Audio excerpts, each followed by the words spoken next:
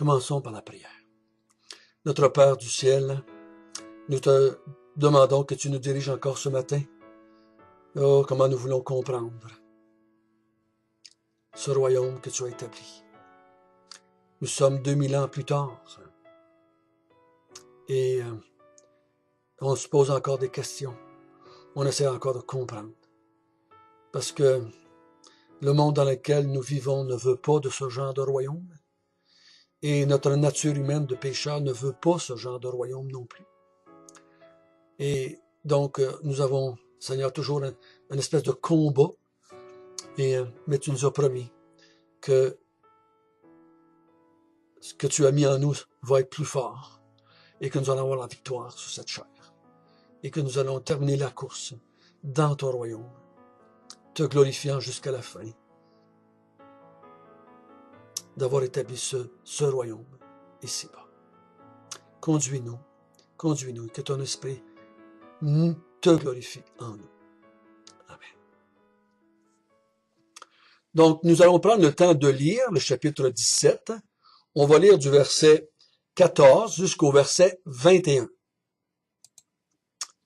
Lorsqu'ils furent arrivés près de la foule, un homme vint se jeter à genoux devant Jésus et dit, « Seigneur, aie pitié de mon fils qui est lunatique, qui souffre cruellement.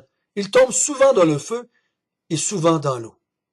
Je l'ai amené à tes disciples et ils n'ont pas pu le guérir. » « Race incrédule et perverse, répondit Jésus. Jusqu'à quand serai-je avec vous? Jusqu'à quand vous supporterai-je? Amenez-les-moi ici. Jésus parla sévèrement au démon qui sortit de lui et l'enfant fut guéri à leurs mains. Alors les disciples s'approchèrent de Jésus et lui dirent en particulier, « Pourquoi n'avons-nous pas pu chasser ce démon? » « C'est à cause de votre incrédulité, leur dit Jésus. Je vous le dis en vérité, si vous aviez de la foi comme un grain de sénévé, vous diriez à cette montagne, transporte-toi d'ici à là. Et elle se transporterait. Rien ne vous serait impossible. Mais cette sorte de démon ne sort que par la prière et par le jeûne. Pendant qu'ils parcouraient la Galilée, Jésus leur dit, le Fils de l'homme doit être livré entre les mains des hommes. Et ils le feront mourir. Le troisième jour, il ressuscitera. Ils furent profondément attristés. Lorsqu'ils arrivèrent à Capernaum, ceux qui percevaient les 2 drachmes s'adressèrent à Pierre et lui dirent, « Votre maître ne paie-t-il pas les 2 drachmes? » « Oui, dit-il. Et quand il fut entré dans la maison, Jésus le prévint et dit, « Que te semble, Simon? Les rois de la terre, de qui perçoivent-ils les tributs et les impôts? De leurs fils ou des étrangers? » Et leur dit, « Des étrangers. » Et Jésus leur dit, lui répondit, les fils en sont donc exempts, mais pour ne pas les scandaliser, va à la mer, jette un hameçon et tire le premier poisson qui viendra. Ouvre-lui la bouche et tu trouveras un stater. Prends-le et donne-le leur pour moi et pour toi.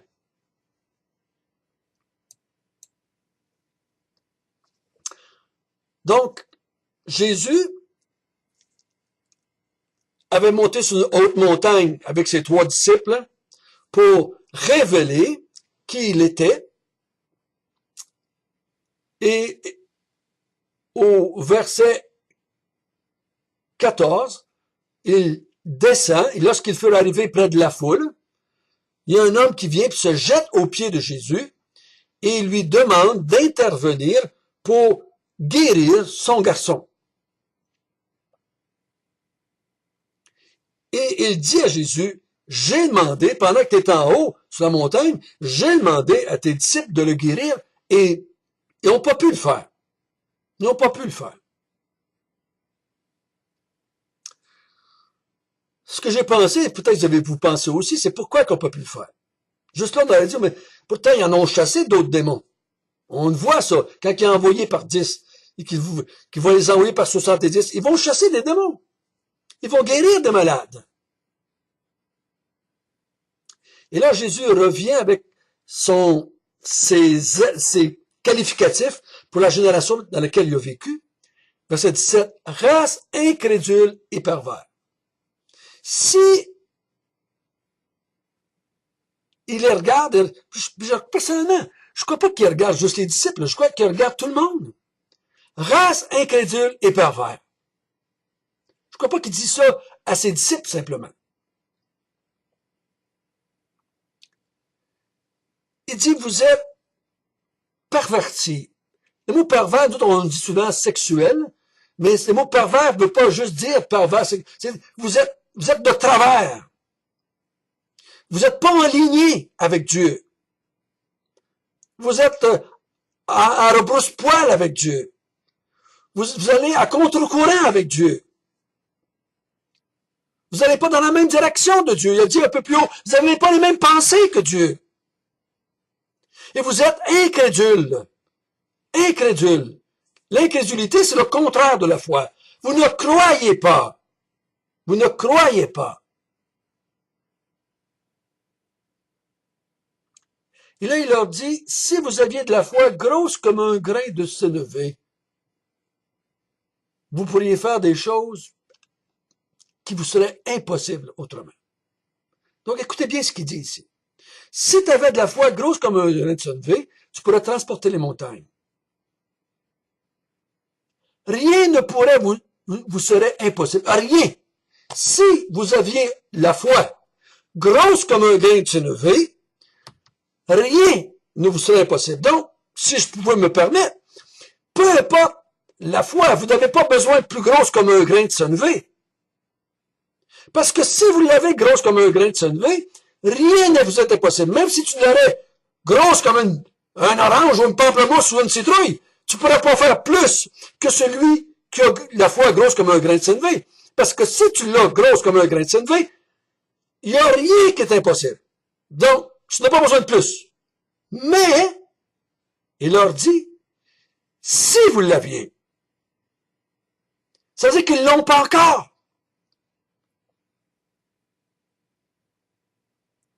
Et ça, à qui il dit ça? À ses disciples et à la foule. Il dit à ses disciples et à la foule, vous n'avez pas de foi. Vous êtes encore incrédules. Votre foi n'est pas encore grosse comme un grain de sénévé. Parce que vous, si vous l'aviez, vous auriez été capable de guérir cet enfant-là.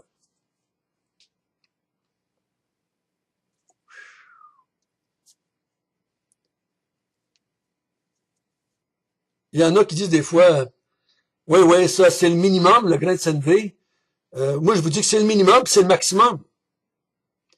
Il y en a qui pensent quand on est sauvé, on a la foi grosse comme un grain de sénévé, puis elle va grossir. Je n'ai pas besoin qu'elle grossisse. Je peux faire tout ce que je veux. Rien ne m'est impossible si j'ai la foi grosse comme un grain de sénévé. Donc, le but que Jésus parle ici, le but que Jésus fait ces choses-là, c'est qu'ils aient la foi grosse comme un grain de sénévé, afin de faire des choses qui sont impossibles. Il t'est impossible de faire ça si tu n'as pas la foi grosse comme un grain de sénévé.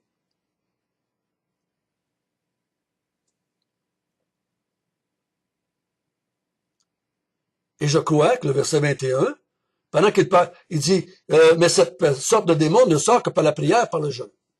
Donc, la prière et le jeûne ici, et selon moi, est l'équivalent de la foi grosse comme un grain de sénévé. Je crois que le mot prière et le prière et le jeûne, c'était pour moi. Je crois pas qu'ici qu'il est en train de dire, quand les chrétiens prient, s'ils jeûnent, vont avoir plus de réponses. C'est pas ça. Je ne crois pas que c'est ça. Parce que le texte ici s'adresse à une foule de gens qui ont même pas la foi grosse comme un grain de sénévé. Donc, de quoi est-ce qu'il leur parle à eux à ce moment-là? Essayez de le comprendre à eux avant de l'appliquer à vous. Qu'est-ce qu'il voulait dire? Si ça vous prend de la prière et du jeûne pour pouvoir chasser ce genre de démons-là. Puis il leur dit, juste avant, si vous aviez de la foi grosse comme un grain de sénévé, rien ne vous serait impossible. Donc, tu seras capable de le chasser. Pour moi, je m'assure l'équivalent. Pour moi, ce que j'ai pu lire, ce que j'ai pu comprendre, c'était une façon de dire, si tu pries avec foi, si tu pries avec ferveur, si tu pries avec la foi que je voudrais que tu pries. Ça, je crois que ça veut dire la même chose. Cette foule-là, faisons attention, frères et sœurs, généralement, souvent, on prend les disciples pour des chrétiens, comme nous, après la Pentecôte. Mais il faut penser autrement ici. Il faut penser un peu autrement. Je ne crois pas que nous, on est incrédules. Je ne crois pas que nous, on est incrédules. Les chrétiens ne sont pas traités d'incrédules, sont traités de fidèles. Fidèles veut dire croyants. On est traités de croyants, de fidèles. On était sauvés par la foi, on a cru. Nous avons cette foi grosse comme un grain de sénévé. Je crois personnellement qu'il est impossible de rentrer dans le royaume des cieux sans une foi grosse comme un grain de sénévé. Il nous faut cette foi-là pour entrer dans le royaume des cieux. Il nous faut cette foi-là pour prier et dire à Dieu, sauve-moi. Si j'ai pas cette foi-là pour dire à moi, sauve-moi, comment je pourrais dire à quelqu'un, à Dieu, sauve-lui, sauve-le, si je suis pas capable de prier pour moi-même, sauve-moi? Je crois que rentrer dans le royaume des cieux, c'est quelque chose qui nous est impossible, mais par la foi, grosse comme un grain de sénévé, on peut rentrer dans le royaume des cieux.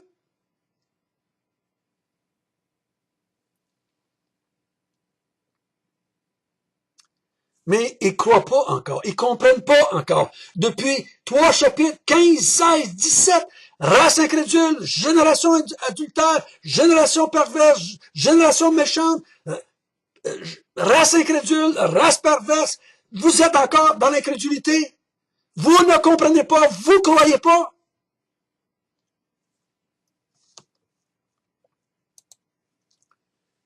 Il dit, il faut que vous croyiez.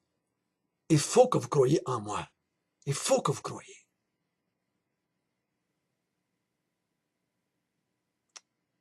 Je ne crois pas que Jésus désire que ses disciples aient une foi grosse comme un grain de sénévé afin qu'ils commencent à tosser les montagnes puis qu'ils travaillent pour la voirie du Québec, là. Mais tout ce qu'il est en train de dire, si vous aviez la foi grosse comme un grain de sénévé, vous pouvez faire des choses impossibles. Et je crois que la chose la plus impossible qu'on ne peut pas s'imaginer, c'est de rentrer dans le royaume des cieux. Donc, ça nous prend cette fois-là pour rentrer dans le royaume des cieux. Et là, il continue. Il dit, pendant qu'il marche, il leur dit encore une fois, je vais monter à Jérusalem, je vais être livré aux mains des hommes, je vais mourir, je vais ressusciter le 3e jour. Et ils sont quoi? Attristés. Ils sont pas attristés parce que Jésus va souffrir et mourir. Je crois qu'ils sont attristés parce qu'ils comprennent pas. Ils sont comme déçus. Ils sont comme angoissés. Est-ce qu'on aurait pas compris rien? Est-ce que c'est pas ça le Messie? Est-ce que c'est pas lui qui devait venir? C'est ce que je pense personnellement. C'est pour ça qu'on va les voir dans les semaines qui vont venir, qui vont aller se cacher, puis qui vont fuir, puis qui vont renier le maître, puis qui vont tout faire. Ils comprennent pas. Ils comprennent pas. Les seuls moments où on les voit vraiment comprendre, c'est quand Dieu révèle, c'est quand Jésus leur explique. C'est pour ça qu'il leur dit, vous êtes encore sans intelligence, gens de peu de foi, gens de pas de foi, gens incrédules. C'est pour ça qu'il leur dit ça à tout le monde. Même les disciples sont là-dedans. Oui, ils comprennent certaines choses, mais ils comprennent pas encore qui il est et quelle sorte de royaume il veut établir. Il a raison d'établir ce royaume-là. Et là, il est interpellé par rapport aux impôts. Quelqu'un ramasse les impôts puis dit, est-ce que ton maître ne paye pas les impôts avec toi? Pierre il dit, oui, dit-il, oui, je pense bien. Ben, il n'y a pas l'argent, donc il rentre dans la maison, puis il va essayer de parler à Jésus à ce sujet-là pour avoir de l'argent, pour que Jésus dise à Judas qui tenait la bourse, donne-y le statutaire qu'il demande. Mais Jésus lui pose une question. Pierre, c'est qui paye les impôts dans un royaume? Il dit, c'est les fils ou c'est les étrangers? Ben, c'est les étrangers. C'est pas les fils du roi. Les fils du roi sont exempts. Les fils en sont donc exempts au verset 26. Moi, je suis le roi, vous êtes les fils du royaume. Vous ne devriez pas payer d'impôts. Mais afin de ne pas les scandaliser, va à la mer, pêche, sors le premier poisson, prends l'argent qui est dans sa bouche et donne-lui. tout un miracle, hein? Tout un miracle. C'est tout un miracle, là. Mais le but, c'est pas le miracle. On peut voir que Jésus était omniscient, omnipotent. On peut voir ça parce qu'il faut qu'il fasse apparaître un statère dans la bouche du poisson. Il faut qu'il fasse venir le poisson où est-ce que ce poisson-là à l'hameçon de Pierre. Ou ben non, au moment que l'hameçon était pour le poisson était pour se prendre à l'hameçon, Pierre était pour le statère était pour apparaître dans la bouche. Peu importe comment vous l'expliquez, il y a un miracle là. Mais il dit, ce que je veux vous faire ressortir pour moi, c'est verset 25. Mais pour ne pas les scandaliser. S'il dit, je leur dis, si tu leur dis, lui là, c'est le roi du royaume des cieux. Nous, on est ses fils. On fait partie de ce royaume-là. Donc, on n'a pas à payer. Si tu leur dis ça, ils vont être scandalisés. Ils vont être scandalisés parce que tu vas leur dire que je suis le roi des Juifs. Ils vont être scandalisés en leur disant que vous autres, vous êtes les fils du royaume. Vous allez être scandalisés. Il ne peut pas percevoir race incrédule et perverse, race méchante et adultère. Ils sont scandalisés par la sorte de royaume que Jésus veut établir. Ils sont scandalisés par ce genre de roi-là que lui s'est présenté. Comprenez-vous? Souvent, on a entendu parler de ce verset-là, on dit, il faut faire attention pour ne pas scandaliser les inconvertis. Ça n'a rien à rapport. Ici, il dit, si vous leur dites le genre de royaume que je suis en train d'être établi, il va être scandalisé. Même vous autres, vous êtes scandalisés quand je dis que je vais mourir vite. Même vous autres, vous voulez pas que je meure. Même vous autres, même toi, Pierre, te dit, à Dieu ne plaise. Toute la génération ne reconnaît pas la signe des temps. Vous êtes tous scandalisés par ma façon d'agir, par ma présentation du Messie, par ma présentation du royaume. Vous êtes scandalisés.